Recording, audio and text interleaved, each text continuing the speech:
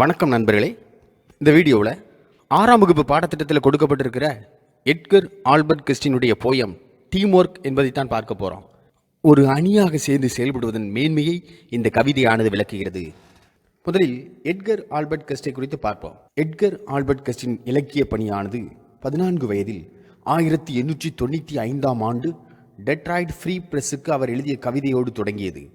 அவரின் படைப்புகள் 300க்கு மேற்பட்ட செய்தித்தாள்களில் இடம்பெற்றன. அவர் மக்களின் கவிஞர் என்று அழைக்கப்பட்டார். போயட் லவுரட் ஆஃப் மிச்சிகன் என்ற பட்டத்தை பெற்றார். அவரை தவிர வேறு எவரும் இந்த பட்டத்தை பெற்றதில்லை. அன்றாட வாழ்க்கை குறித்த நேர்மறை சிந்தனைகளை வளர்க்கும் வண்ணம் இவரது கவிதைகள் அமையும். அப்படிப்பட்ட ஒரு கவிதை தான் நாம் பார்க்க போகின்ற டீம் ஒர்க்.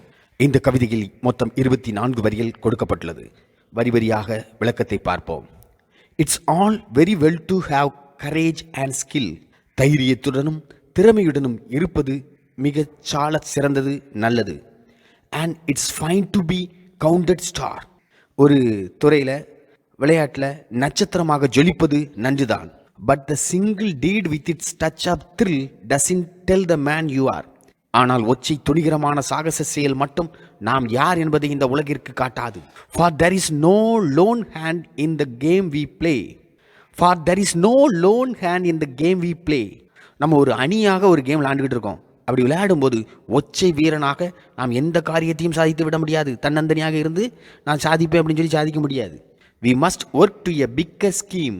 பெரிய குறிக்கோளை அடைய நாம் முயற்சி செய்ய வேண்டும். ஒரு பெரிய இலக்கினை நாம் ஃபிக்ஸ் செய்து கொள்ளணும். And the thing that counts in the world today is how do you pull with the team. இன்றைக்கி உலகத்தால் நாம் கவனிக்கப்படணும் அப்படின்னு சொன்னால் நாம் எப்படி ஒரு அணியுடன் ஒருங்கிணைந்து செயல்படுகிறோம் என்பதே அதனை நிர்ணயிக்கும். தனியாக இருந்து நான் சாதிக்கணும் அப்படின்னு நினைக்கக்கூடாது. ஒரு அணியாக ஒருங்கிணைந்து செயல்படும் போது நாம் உலகினுடைய கவனத்தை ஈர்க்க முடியும். They may sound your praise and call you great. They may single you out for fame. செய்யும் செயலில், விளையாடுற விளையாட்டில் பிறருடன் ஒத்துழையாது ஒருவர் மட்டும் தனித்து செயல்படுவது அவருக்கு பாராட்டையும் சிறந்த வீரன் என்ற பெயரையும் பெற்றுத்தரலாம். அதேபோல் தனி மனிதனாக நீங்கள் பிரபலம் கூட அடையலாம். But you must work with your running mate or you will never win the game. ஆனால் உங்களோடு பயணித்து கொண்டிருக்கின்ற ஓடிக்கொண்டிருக்கின்ற குழுவோடு நீங்கள் இணைந்து போகாவிட்டால் நீங்கள் ஒரு காலம் வெற்றியை சுவைக்க இயலாது. தன்னந்தனியாக நின்னால் தனியாக பேர் கிடைக்கும், பிரபலமாகலாம், ஆனால் டீமை ஜெயிக்க முடியாது. Oh never the world of life is done by the man with a selfish dream. தான் நான் அப்படிங்கிற சுயநல கனவோடு செயல்படும் ஒருவரால் வாழ்வின் அன்றாட பணிகளை செய்து முடிக்கவே இயலாது.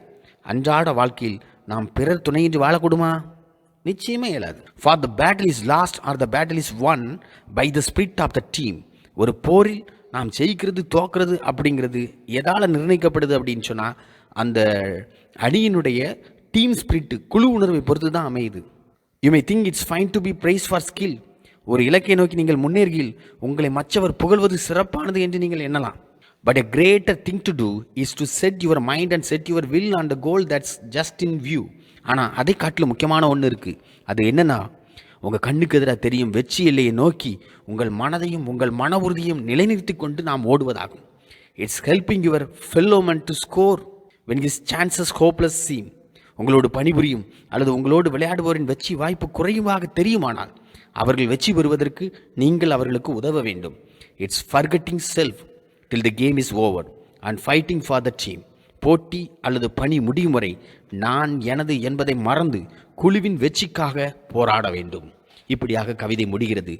முதல்ல கவிதை கற்பிக்கிற பாடம், ஒரு குழுவாக ஒரு பணியில் நாம் ஈடுபடும் போது அது முடியும் வரை எனது பெருமை, நான் பிரபலமாக வேண்டும், இந்த சுய தம்பட்டங்களை எல்லாம் மறந்துட்டு சுயநலம் இல்லாது குழு உணர்வோடு செயல்பட்டு நம்மோடு இருக்கும் மனிதர் துவண்டு கிடப்பாரானால் துவண்டு கிடப்போரை உற்சாகப்படுத்தி கண்ணுக்கு முன் தெரியும் வெற்றியை நோக்கி பயணிக்க வேண்டும் என்பதுதான். நன்றி.